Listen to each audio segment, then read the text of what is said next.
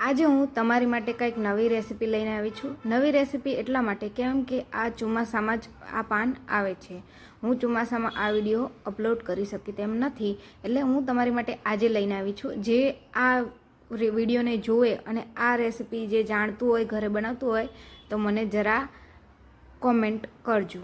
તમે જોઈ શકો છો આ પાન છે, આને ફાંજ કહેવામાં આવે છે. ગામડાવાળાને બધાને ખબર હશે કે આને ફાંજ કહેવાય. ગામડે ચોમાસામાં આ ખેતરમાં વાળ ઉપર થતી હોય છે. આને બે પાણીથી ધોઈને આવી રીતે મેં જે રીતે રોલ કર્યો છે એવી રીતે રોલ કરીને કટ કરી લેવાની. બહુ ઝીણા પણ નહીં, મેથીના જેમ આપણે કટ કરીએ એવી રીતે આને પણ કટ કરી લેવાની. સારી રીતે કટ કરી લેવાની. આમાં પણ ધૂળ માટી હોય છે, એટલે ફાંજને કટ કરીને પછી પણ ધોઈ લેવાની. ધોઈને આપણે ઘઉંનો લોટ લઈ લેશું. આમાં તમે બાજરીનો લોટ પણ લઈ શકો છો, બાજરી, ચણાનો લોટ. એ રીતે મેં ચણાનો લોટ, થોડોક જ બાજરીનો લોટ લીધો છે. વધારે તમે બાજરીનો ખાતા હોય તો તમે ખાલી બાજરીના લોટમાં પણ આ બનાવી શકો છો. પછી એમાં આપણે જે રીતે લોટ લીધો એ પ્રમાણે આપણે તેલ એડ કરી દઈશું ને સ્વાદ પ્રમાણે મીઠું પણ એડ કરી દઈશું. અને પછી આપણે થોડા સૂકા મસાલા કરશું. તમે જો લસણ ખાતા હોય તો આમાં ભરપૂર પ્રમાણમાં તમે લસણ પણ એડ કરી શકો છો. મેં હળદર પાવડર નાખ્યો છે, લાલ મરચું નાખ્યું છે, અને આગળ લસણ, મરચાં અને આદુની પેસ્ટ નાખી છે એનો વિડીયો હું લેવો રહી ગયો છે. થોડો એવો અજમો નાખ્યો, ગરમ મસાલો નાખ્યો, લાલ મરચું નાખ્યું, ધાણા જીરું નાખ્યું અને થોડી કમથી એવી ખાંડ પણ એડ કરી છે. તમે લીંબુ ખટાશ થોડી જોઈતી હોય તો તમે આમાં લીંબુ પણ તમારા જેમ સ્વાદ પ્રમાણે તમે એડ કરી શકો છો. મેં આમાં અડધું લીંબુ એડ કર્યું છે. એવી જ રીતે બધો સ્વાદ આપણે મિક્સ થઈ જાય પછી આપણે એને સારી રીતે મિક્સ કરી લેવાનું. મિક્સ કર્યા વગર પણ તમે ફાંજને ધોઈને, જે રીતે આપણે મેથીને ધોઈને આવી રીતે મુઠિયા બનાવીએ ત્યારે કેમ મિક્સ કરતા હોય એવી જ રીતે આને 2 થી 3 પાણીમાં ધોઈને પછી આ રીતે થોડું થોડું નિતારતું જવાનું અને આમાં એડ કરી દેવાનું. બહુ પાણી નહીં રાખવાનું, જેથી કરીને આપણે લોટ બાંધતી વેરાય તમારે એકદમ ચીપચીપો લોટ ના થઈ જાય. કેમ કે ખાંડ આવ્યું એટલે ખાંડ પણ પાણી છોડશે. ઓલરેડી ફાંજમાં પણ તમારે પાણી હશે, એટલા માટે આપણે ધ્યાન રાખવાનું કે પાણી પહેલેથી એડ કરતું નહીં રહેવાનું. આ લોટને સારી રીતે એવો મિક્સ કરી લેવાનો થશે. તમારે મિક્સ કરી લો. તમે વિડીયોમાં જોતા જ જાઓ છો કે હું આવા અવનવા વિડીયો લાવતી રહું છું અને માપ પ્રમાણે હું તમને કહેતી રહું છું.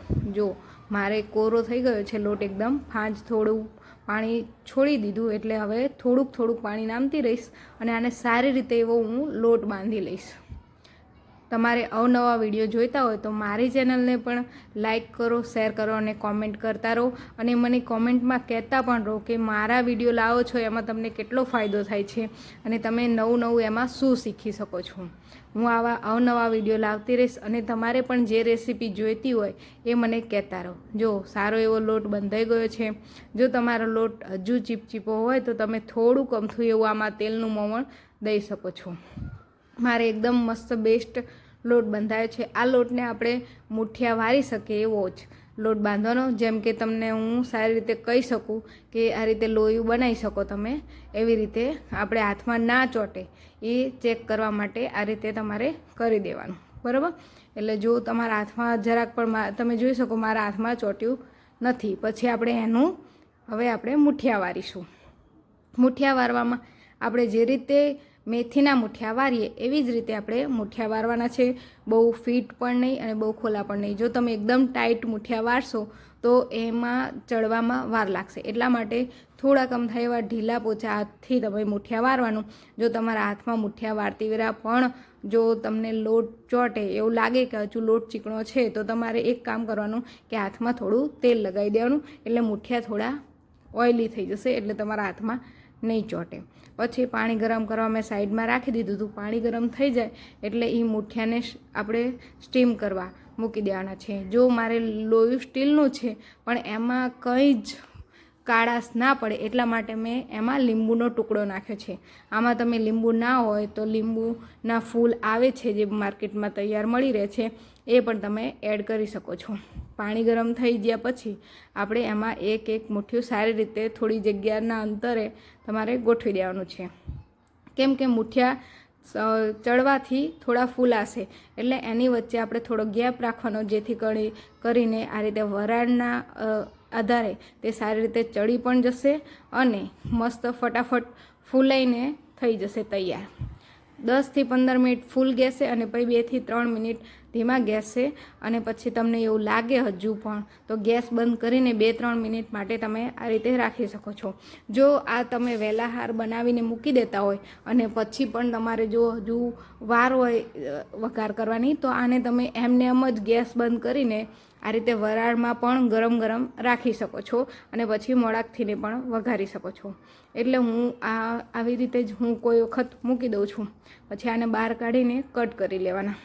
સારી રીતે એવા નાના મોટા તમને જેવા જોઈતા હોય એવા કટ કરી લેવાના. અને કોઈને આ એકદમ ભૂક્કો પણ જોઈતો હોય છે તો બહુ થોડા થાય એવા ફાંજિયાનો ભૂક્કો કરી દેવાનો. એકદમ ટેસ્ટી લાગશે અને ક્રિસ્પી પણ લાગશે તમને. તમે આ વઘારમાં માટે તમે આને કટ કરી લેજો સારી રીતે એવા તમને જેવા ગમતા હોય એવા. પછી આપણે તેલ ગરમ મૂકી દઈશું. તેલ ગરમ થતાં બહુ વાર નહીં લાગે. એટલે આમાં ખાલી આપણે જો તમને રાઈ જીરાનો વઘાર ગમતો હોય તો રાઈ જીરાનો, અને હું નકરા તલનો વઘાર કરું છું. કોઈ આમાં આંબલીનું પાણી પણ એડ કરવું હોય તો તમે કરી શકો છો, સ્વાદ પ્રમાણે થોડી ખટાશ આવશે એટલા માટે. અને ખાલી ગોળનું પાણી એડ કરવું હોય તો ગોળનું પાણી, જેમ કે તમે અળવી બનાવો ત્યારે પાત્રા વઘારતી વખતે જેમ તમે આંબલી કે ગોળનું પાણી એડ કરો એવી રીતે પણ તમે આમાં પણ કરી શકો છો. સ્વાદ થોડો ટેસ્ટી લાગશે. અને પાણીનો ભાગ આવશે તો થોડા ફાંજિયામાં એકદમ રસાવાળા ફાંજિયા થશે. રસાવાળા ફાંજિયાનો વિડીયો લાવો હોય તો મને જલ્દીથી કહેજો, કોમેન્ટ કરજો. હું તમારા માટે રસાવાળા ફાંજિયા પણ લાવી દઈશ. તમે જોઈ શકો છો તેલમાં એકદમ ક્રિસ્પી કરી દેવાના, મિક્સ કરી દેવાના. એટલે અને ગરમ તો હોય જ છે એટલે ઝટપટ આને ચડતા જરાક પણ વાર નહીં લાગે. 2 થી 3 મિનિટમાં આપણે બફાઈ ગયેલા હોય એટલે આ 2 થી 3 મિનિટમાં ખાલી આપણે તલ અને તેલમાં ગ્રીસ કરવાના છે. મેં થોડું એવું આમાં આંબલીનું પાણી ખટાશ માટે એડ કર્યું છે, જેથી કરીને આનો ટેસ્ટ એકદમ મસ્ત. આંબલી અને લીંબુ તો આપણે પહેલાં એડ કર્યું જ હતું, એટલે અત્યારે ખાલી આંબલીનું પણ પાણી એડ કર્યું છે. આંબલી અને ખજૂરનું પાણી મેં એડ કર્યું છે, અને એ પણ બહુ વધારે નથી કર્યું. તમે જોઈ શકો છો ખાલી પલળે અને સ્વાદ આવે એટલું જ એડ કર્યું છે. આપણા ફાંજના ફાંજિયા નવી વેરાયટી તમારી માટે સર્વ કરવા માટે મેં વિડીયો બનાવી દીધો છે અને સર્વ કરવા માટે તૈયાર છે. તમે પણ જોઈ શકો છો. આવી જ વાનગી ઘરે બનાવતા રહો અને મને કોમેન્ટમાં કહેતા રહો કે મેં વાનગી બનાવી હતી એ તમે ઘેર બનાવી તો કેવી બની અને ખાવાની કેવી મજા આવી. Thank you. ફાંજિયા માટે થેન્ક યુ. મને લાઇક, શેર એન્ડ સબસ્ક્રાઈબ કરો. મને ફોલો કરતા રહો અને આવા અવનવા વિડીયો જોવા માટે મને કોમેન્ટ કરતા રહો કે કેવા વિડીયો લાવું એટલા માટે. Thank you.